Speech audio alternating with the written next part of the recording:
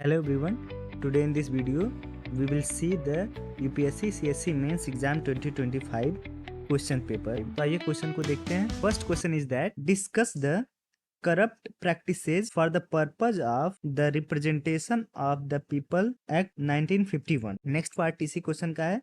Analyze whether the increase in the assets of the legislator and or their associates disproportionate to their known source of income would constitute undue influence and consequently a corrupt practice. तो ये question था representation of people act से. तो this is the first question, right. अब second question देखते हैं. Comment on the need of administrative tribunals as compared to the court system. Next part इसी question का. Assess the impact of the recent tribunal reforms through rationalization of the tribunals made in 2021. This is the second question of this paper. Now third question देखते हैं. Compare and contrast the president's power to pardon in India and in the USA. तो mostly हर साल जो है कि US से compare करके question पूछता है. जैसे कभी सेक्युलरिज्म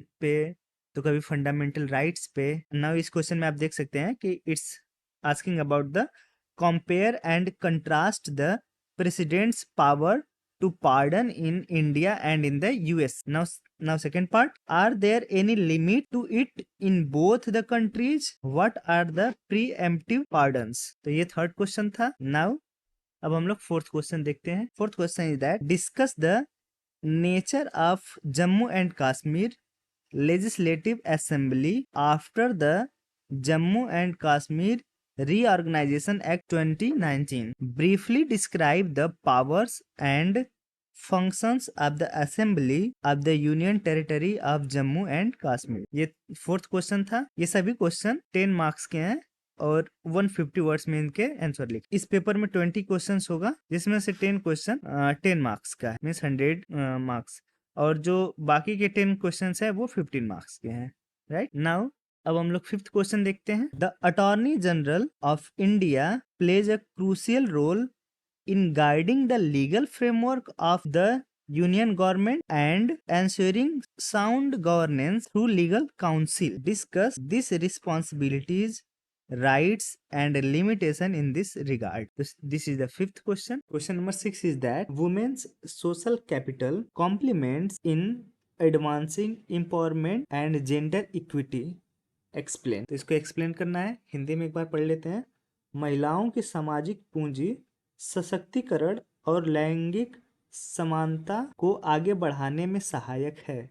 समझाइए. ये हमारा क्वेश्चन नंबर 6 था. Now question number 7 is that e-governance project have a built-in bias toward technology and back-end integration than user-centric design. Examine. ये 10 मार्क्स का क्वेश्चन है. 150 वर्ड्स में इसको लिखिए. From the e-governance. This is the question number 7. Now we will see the question number 8. This is from the civil society. Now question number 8 is that civil society organizations are often perceived as being anti-state actor than non-state actors. Do you agree? Justify. तो ये जो words होते हैं justify, comment, वो बड़े important होते हैं. But here we will see only the question. This is the question number 8. Civil society is that organization which are neither public nor private. उसको हम लोग सिविल सोसाइटी ऑर्गेनाइजेशन बोलते हैं. एक एग्जांपल है NGO, right. Now we will see the question number 9. It's from the international relation. IR का ये question है. आइए देखते हैं. India Africa digital partnership is achieving mutual respect, co development and long term institutional partnership. Elaborate. तो ये India और Africa का जो पार्टनरशिप है इस पे ये बेस्ड है question. This is the question number 9. Now we will see the question number 10. आइए क्वेश्चन नंबर 10 देखते हैं. With the waning of globalisation. Waning means छीड़ होना. With the waning of globalisation post cold war world is becoming a site of sovereign nationalism. Elucidate. इसको हमको show करना. तो ये ग्लोबलाइजेशन कैसे वेनिंग हो रहा है इसका एक एग्जांपल हम लोग देख सकते हैं, लाइक टैरिफ या economic nationalism. It's example of waning of globalisation.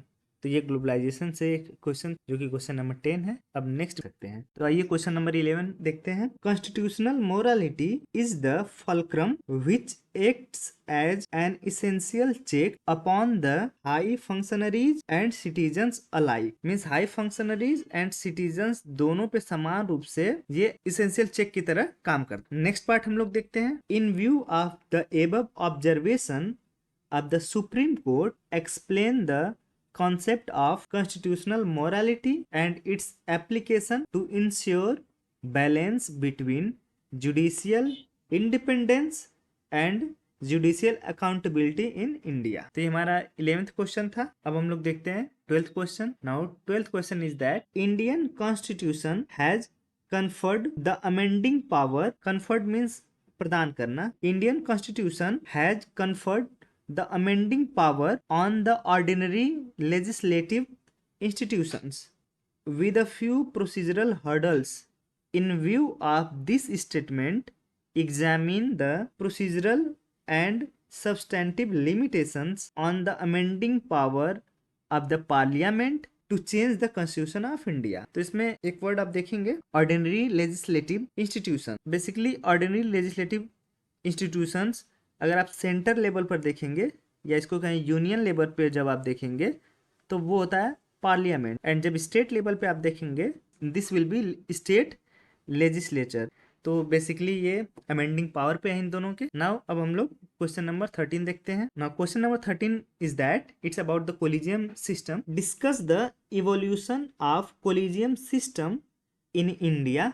Critically examine, it's a very important word, critically examine the advantages and disadvantages of the system of appointment of judges of the Supreme Court of India and that of the USA. So here we have to compare appointment of judges in US and in India. तो ये हमारा question number 13 था। अब देखते हैं हम लोग next question that is 14। Examine the evolving pattern of center state financial relations in the context of planned development in India. Next part of this question is that how far have the recent reforms impacted the fiscal federalism in India? This is the 14th question, and next question हम लोग देखते हैं 15th question. 15th question is that what are environmental pressure groups? And next part is that discuss their role in raising awareness, influencing policies and advocating for environmental protection in India. This is the 15th number question. तो आइए question number 16 देखते हैं। Inequality in the ownership pattern of resources is one of the major causes of poverty. Discuss in the context of paradox of the poverty. Now we will see question number 17. In the contemporary development models, decision making and problem solving responsibilities are not located close to the source of information and execution, defeating the objective of the development. Critically evaluate. This is the question number 17। Now आइए question number 18 देखते हैं। The national commission for protection of child rights has to address the challenges faced by children in the digital era. Now next part is that examine the existing policies and suggest measures the commission can initiate to tackle the issue. इसको एक बार हिंदी में भी देख लेते हैं। राष्ट्रीय बाल अधिकार संरक्षण आयोग को डिजिटल युग में बच्चों के सामने आने वाली चुनौतियों का समाधान करना होगा। मौजूदा नीतियों की जांच कीजिए और इस मुद्दे से निपटने के लिए आयोग द्वारा शुरू किए जा सकने वाले उपायों के सुझाव दीजिए। इसे क्वेश्चन नंबर 18। नाउ अब 19 देखते हैं। Energy security constitutes the dominant kingship of India's foreign policies and is linked with India's overarching influence in Middle Eastern countries. How would you integrate energy security with India's foreign policy trajectories in the coming year. This is the question number 19. अब last question इस paper का हम लोग देखते हैं, that is the 20th question. The reform process in the United Nations remains unresolved because of the delicate imbalance of East and West and entanglement of the USA versus Russo-Chinese alliance. Examine and critically evaluate the East-West policies confrontations in this regard. Then thanks for watching the video.